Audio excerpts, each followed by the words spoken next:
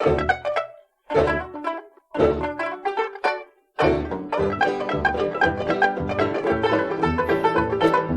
guys and girls, and Hello. welcome back to Scandinavian Design 101. We're two Swedes. I'm Sanna. I'm Andreas, and today we will continue to talk about Lilly Reich. And if you haven't heard part 1 of Lilly Reich, perhaps it's better to watch that video first. It is better. Yeah, so watch that first, or of course you already watched it, but yeah. If you didn't. Yeah, and let's start with part 2 of Lilly Reich. In 1930, Mies became the principal for the Bauhaus school, a German art school founded by Walter Gropius in Weimar 1919. The school taught various crafts and aimed to combine crafts and fine art to create well-designed mass-produced goods, like we talked about in the earlier episode. Yeah. It soon became extremely influential for the growing modernist movement. In 1932, Mies chose Reich to be in charge of the weaving workshop and the building department that also included furniture design. Yeah. Much of the school's administrative... What's it called? Administrative. I don't know. So. Well, we're Swedes. So Yeah, don't judge me. Work was also done by her. Yeah. But this was soon going to change. And why is that? Yes, because Thursday, the 24th of October 1929, that was a dark day on Wall Street in New York. The major stock market crash got catastrophic aftermath around the world. Depression, bankruptcy and unemployment. And in Europe, Germany took the hardest blow. Before this, the National Socialist Party had only a minor support in the country, but as the situation got worse, the support increased. At the election in 1932, the Nazi Party got most of the votes, and Adolf Hitler, as you know, became Chancellor, and Germany was once again a dictatorship, and the progressive Bauhaus school was indeed in trouble suddenly. The Nazi regime closed the school after having it painted as a center of communist intellectualism. That's a hard word too. With the school closing, many teachers and students left the country, and the ideas and theories of the Bauhaus was spread all around the world. Which was a good thing. Yeah, that was a good thing. Not for Germany, but for the rest of the world. Yeah. And Mies, he left for the United States in 1937, but Reich chose to stay in Germany and kept making exhibitions. But that became very difficult, and she was often stopped and replaced with male colleagues with a connection to the Nazi Party. And in letters to a friend she wrote, "I have had a few smaller jobs, but now again there is nothing. It's not a pretty situation, but we are so helpless to change it." It must have been a very tough time. She visited Mies in the States in 1939, and they spent a few weeks together.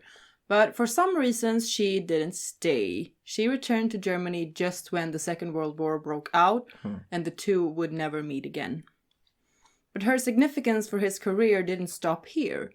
She continued to be responsible for Mies' business matters in Germany, and the two kept having letter correspondence.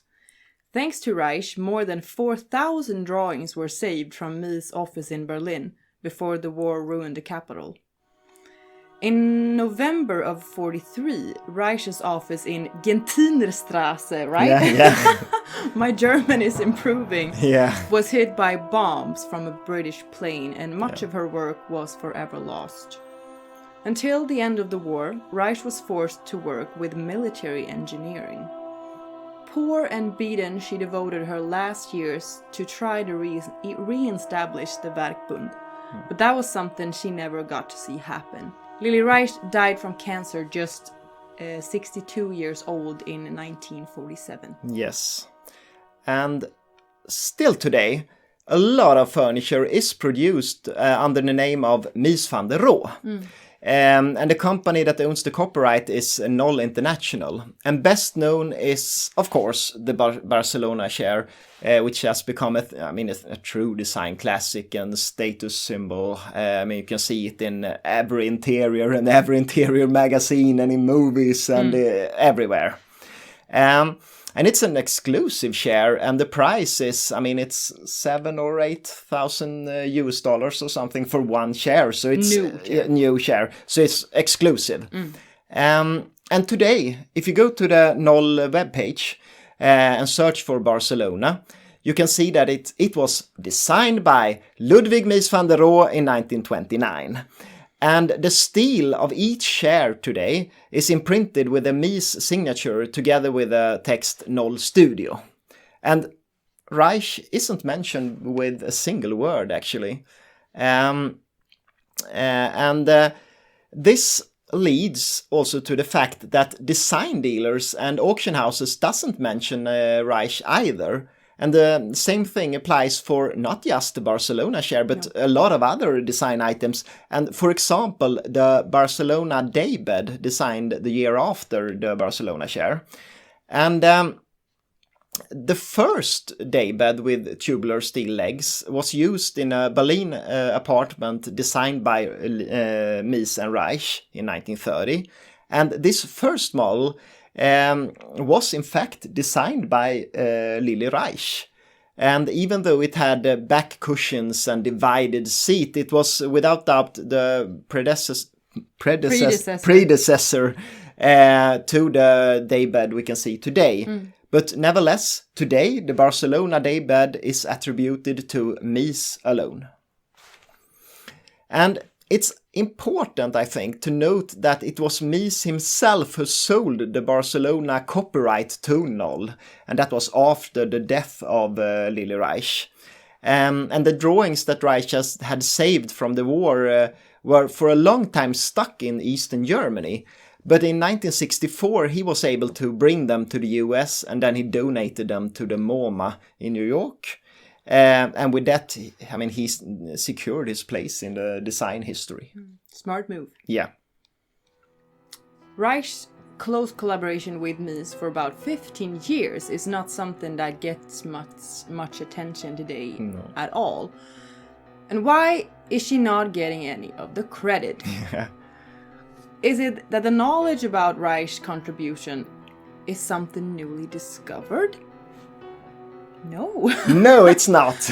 No, in fact, it's not. We found an article written already in 1977 by Washington Post journalist Sarah Booth Conroy with the telling headline, "Famous Mies Furniture Possibly Companion's Idea." This was 1977. Before you were born. Yeah.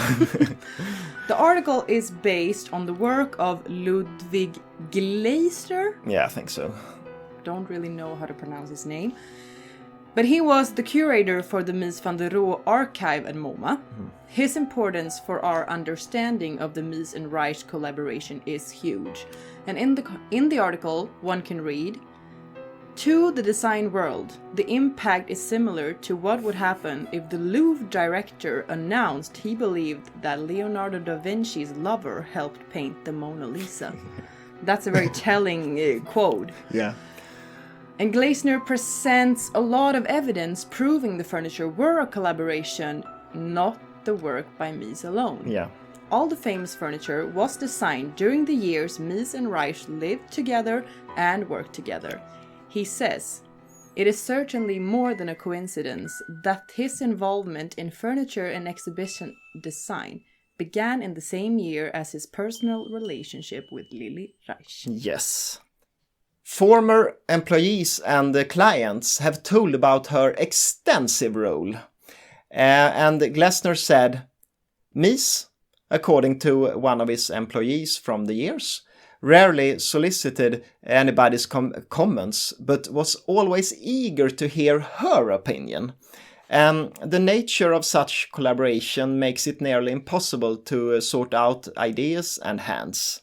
Mies made the world believe that the Barcelona chair sprung from his head like Athena, we say in Swedish, I think, in its final perfection. Although later Mies often spoke of designing the chairs on the back of an envelope, he also once said he had a graveyard of reacted designs for them. So it's quite telling.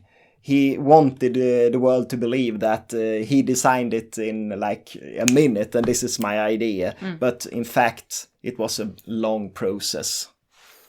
And Glaeser also found proof in the archive that Mies assigned the patent of an important cantilever device to Reich. And this proved her strong involvement in the technical development of the furniture. And also, by studying the background of Mies and Reich, Glaeser comes to an important conclusion. And we have one more quote, and it's, Mies was self-educated, the son of a mason. Reich was the sophisticated daughter of a well-to-do factory owner. She was well-traveled, a student of the best design schools of her day, and was widely admired for her unfailing taste. According to Glaeser, there are quite a few reasons why Mies became a famous architect when Reich was forgotten. She stayed in Germany during the war, but Mies came to the United States. When he was able to design important buildings, she had to cope with the harsh life of wartime Germany. She died shortly after the war without a chance of re-establishing herself and her name. Women in Germany in the 30s didn't have the same position in the society as men. It was considered natural to let a man take credit. Yeah. And Reich was romantically involved with Mies, a fact that made her less willing to demand credit. She probably wanted to support him with help and knowledge, as well as money. Yeah. Because that's something you do for the one you're in love with. Yes. He concludes with the final quote, right? Yeah. The truth of the story may remain forever hidden, obscured by wartime separation and losses, discreet and ladylike silences, a love affair complicated by business partnerships, professional courtesies, and the overpowering Mies myth.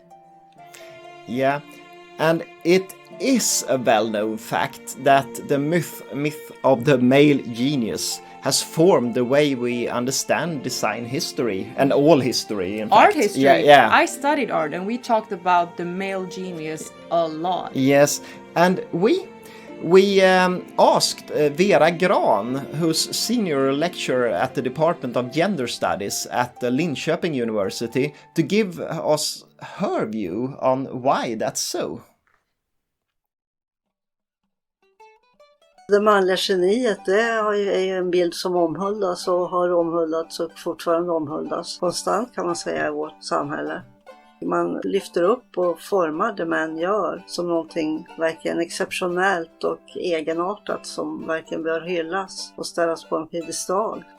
Men när man skrapar lite grann under ytan så märker man ju att det är inte alls på det sättet. Utan det är så att män väljer män och kvinnor tenderar också tyvärr att välja män. Så att vi får en historieskrivning som är väldigt skev. Så suddas de ut på något konstigt sätt, alla samarbeten. Så formar man en historia med de här hjältarna och genierna. Jag vet inte om det kanske är ett behov av att skapa hjältar i själva verket som ligger bakom det här. Människans längtan efter hjälten som kommer att reda upp alltihopa. För att annars blir ju allting så himla komplicerat och suddigt så man förstår inte vad det är som händer eller har hänt. Så det är självklart att vi vill alla förenkla. Det är liksom en inneboende sätt att förstå världen, tror jag, som vi alla har mer eller mindre. Men visst, det har ju sina kostnader då för vissa. In 1997, MoMA held an exhibition to honor Lilly Reich and give her recognition for her contributions to design history. Unfortunately, it did not get the attention she deserves, but her legacy is being rediscovered and she's not any longer just a footnote in the shadow of Mies. No. Most historians now emphasize that the Barcelona chair was designed by Mies van der Rohe in collaboration with Lilly Reich. Yes. Albert Pfeiffer, former vice president of design and management of the company Knoll, have made an interesting observation, and I quote, It is interesting to note that Mies has not developed any modern furniture successfully, either before or after his collaboration with Lilly Reich. Yes. And it's also interesting to note that Pfeiffer used to work for Knoll, the company that doesn't mention Reich's while advertising the Barcelona share. But according to him, change is actually on the way. And that's about time now, I would say. It is. And he concludes, the wall that has hidden her talent has begun to crack. Hopefully, it will come tumbling down and she will gain the place in design history that she deserves.